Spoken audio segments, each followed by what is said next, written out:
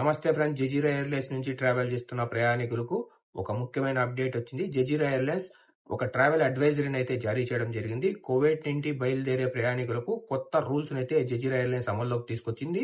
Reporting point timing అయితే పూర్తిగా మార్చడం అయితే జరిగింది. టాపిక్ లోకి వెళ్తే, ఎవరైతే కువైట్ ఇంటర్నేషనల్ ఎయిర్పోర్ట్ నుంచి జజీరా ఎయిర్లైన్స్ ద్వారా డైరెక్ట్ గా ట్రావెల్ చేస్తున్నారో అలాంటి వారు మీరు ముందుగా జజీరా పార్క్ అండ్ ఫ్లైకి అయితే వెళ్ళాలి.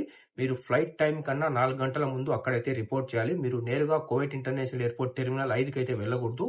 మీరు జజీరా ఎయిర్లైన్స్ పార్క్ అండ్ ఫ్లైకి చేరుకుంటే అక్కడి నుంచి ఎయిర్లైన్స్ వారు బస్సు ద్వారా టెర్మినల్ 5కి అయితే తీసుకెళ్తారు. మీరు ముఖ్యంగా గుర్తుంచుకోవాల్సిన విషయం ఏంటంటే, పార్క్ అండ్ ఫ్లై లేదా టెర్మినల్ 5 వద్ద సెల్ఫ్ పార్కింగ్ అయితే లేదు.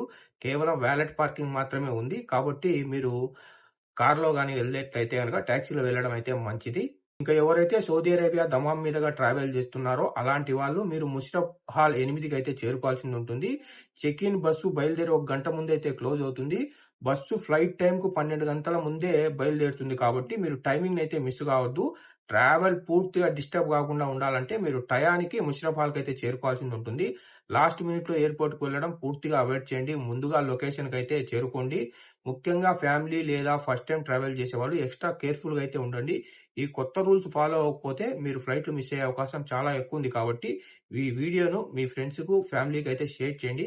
మీకు గనుక ఈ వీడియో ఇన్ఫర్మేటివ్ అనిపిస్తే వీడియోను లైక్ చేయండి. ఇలాంటి ఇన్ఫర్మేటివ్ వీడియోస్ మీరు ఎప్పటికప్పుడు చూడాలనుకుంటే మన గల్ఫ్ ఎక్స్పర్ట్ తెలుగు ఛానల్ ని సబ్స్క్రైబ్ చేసుకొని బెల్ బటన్ ఆన్లో పెట్టుకోండి.